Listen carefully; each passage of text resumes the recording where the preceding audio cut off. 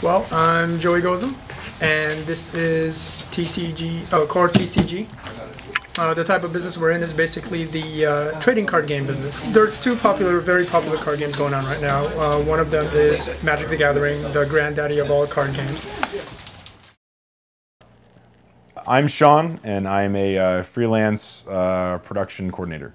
My name's Derek. I work in television production. I'm also in a metal band. And in pastime, enjoy writing, enjoy drumming, enjoy card game making.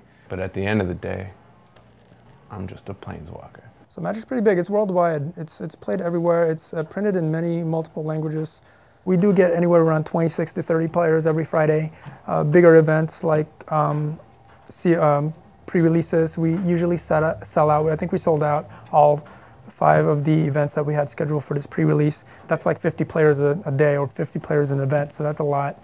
20 years ago or so, the Magic community was very small. There was only a few places you could play. You either play with your friends at home, or this place called the Last Grenadier is the only place I knew back then. The most important thing that I like about working here is building the Magic the Gathering community. The gaming community around here is really awesome. There's a lot of good shops, well run, nice people working there. When I first started working here, we had an okay crowd, and then the crowd just started to grow. And a lot of really cool people from all walks of life playing there. And it's really easy to go in and meet somebody new and maybe make a friend at the end of the day. We have our regulars. It's like a Cheers. Sometimes you want to go where everybody knows your name. We have different players, different professions. It's not just gamers that come in here. You want to be where you can see our troubles are all the same. You want to be where everybody knows your name. It's like a shared community too. They share a lot of ideas with each other. There are the stereotypical people that show up that's all they do is game. There's a lot of negative stereotypes. Nerdy, it's very dork or geek or whatever you want to call it. Closed off, antisocial stereotype. Fat, dirty, slob. Somebody that really doesn't have a social life. All those things that people associate with gaming, video games, card games, any sort of games. There is the card sharks, rule shark. Nerds that think they know everything. That's okay. That's in any game you play, even in sports. It's like that. The people that I've met have been very open, very very just like positive and I don't know, affable. And they've been people that have had professional jobs. They aren't just like stay at home.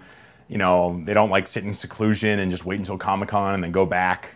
And people of all ages too. That's the cool thing about it. You know, it's not just like 30-year-olds that are arguing about Star Trek nonstop. It's, you know, a whole wide range of very sort of extroverted, awesome people. So it's been good. It's a pretty expensive game to play. Everyone works. Everyone has to, you know, be a productive member of society to even get into playing the game. So I don't think those stereotypes are quite accurate. You'd be surprised who plays this game also.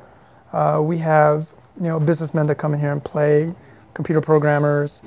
We have artists that come in here and play. And at that point, it almost becomes like going to a car show, or just really like, being able to express a hobby and a passion like it was anything.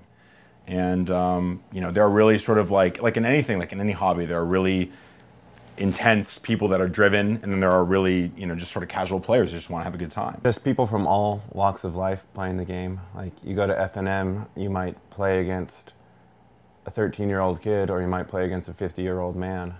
Husbands and wives come here. They don't care to play. They just play each other. This father and his 3 sons that show up, they only show up for pre-releases and I think release events. They all come in their own little groups because they come from different places in town. And when they meet up here, even after Friday Night Magic, they might go to like IHOP or something and continue playing there. It's it's a wild game actually. And I think what's cool about playing this game is that like the emphasis in that game is so much enforced around the idea of trading, right? I mean, it's a trading card game. So by definition, unless you want to spend hundreds and hundreds of dollars, you are going to have to interact with people and say, oh, I have this card that you really want.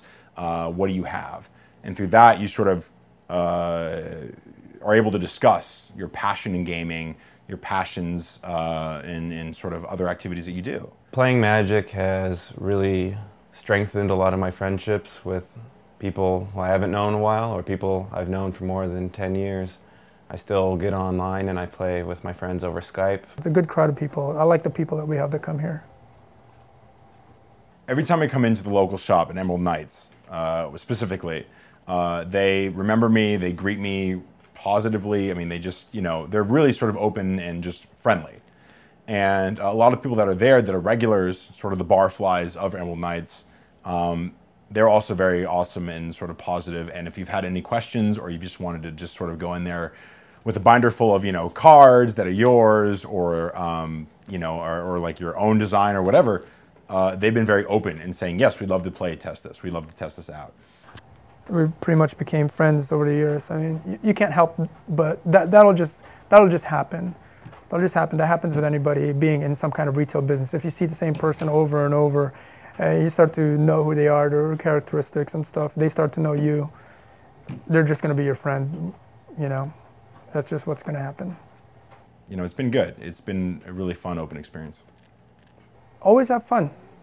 You know, that's the more you have fun, the more you take the game less seriously, the better your outcome is. You start to become a better player that way. Keep an open mind. This game is always growing, always changing, so you have to keep an open mind.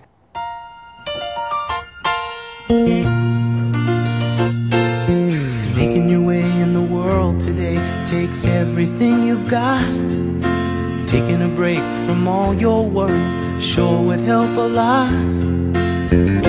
Wouldn't you like to get